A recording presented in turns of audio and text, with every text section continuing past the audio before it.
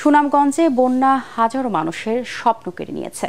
পানি নামতে শুরু করলেও এখনও 5 উপজেলার হাওরবাসী পানিবন্দী। জীবনযুদ্ধে টিকে থাকায় এখন সবচেয়ে বড় চ্যালেঞ্জ। সুনামগঞ্জ থেকে মনির হোসেন তপুর রিপোর্ট।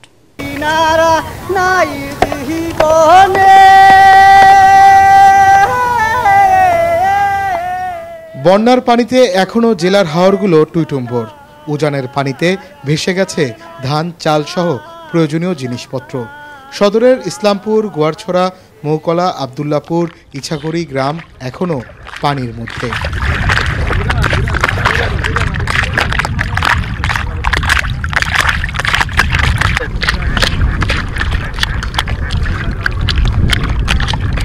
বাইশ থেকে এই পর্যন্ত বন্যা হইও মানে কেউ আমরা সাহায্য করে না বা কেউ দেখাও না। ওখানে আমরা এই কষ্টের মধ্যে আছি। এই তো বুক পানির মধ্যে আসি বা বাস দিয়া একটা সাংমানায় আমরা আপাতত আছি। এই অবস্থা দিন যেতেছে আমরা। আগে তো বন্যা হয়েছিল না, তো কারণটা কি?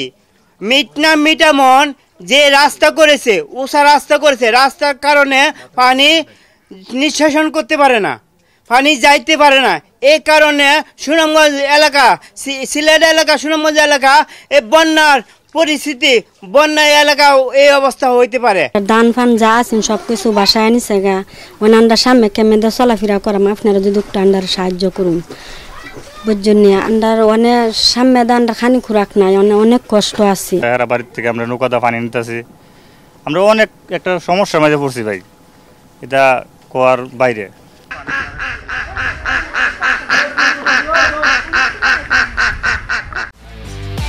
একমাত্র ওয়ালটন এসি দিচ্ছে 1 বছরের রিপ্লেসমেন্ট গ্যারান্টি এবং কম্প্রেসারের 10 বছরের গ্যারান্টি। পানি নামতে শুরু করায় অন্যের বাড়িতে কিংবা আশ্রয় কেন্দ্রে 1 সপ্তাহ থেকে বাড়িতে ফিরছেন কেউ কেউ। কোনো ঘর ভেঙে পড়েছে, অনেক ঘর পর।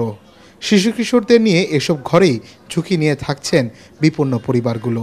যে কোনো সময় ঘটতে পারে দুর্ঘটনা। জায়গা আছে, নাই মানছি ঘুরে থাকি। 22 সালে সমস্ত ভিডিও করে নিয়েছিল, ঘর বাড়ি ভেঙে গেছিল, কিন্তু আমরা সাহায্য পাই নাই, কোনো কিছু আমরা দেয় নাই। তারা বলছিল দিব, কিন্তু দেয় নাই। এই বন্যার সময় আইডেন্টি কার্ড নিছে, নাম নিছে, ফটো তুলে নিছে, কিন্তু কিছু দিছে না। দেওয়ার না দেওয়ার এবারও পানি হয়ে যারে 30 মাঝে গিয়া 2 দিন থাকিয়া অনেক পানি কমছে, অনেক ফের দিয়ে আছি। বন্যার বারবার আঘাতে যারা সর্বস্ব হারিয়েছেন তাদের তালিকা করে পুনর্বাসন করার আহ্বান জানিয়েছেন ক্ষতিগ্রস্তরা।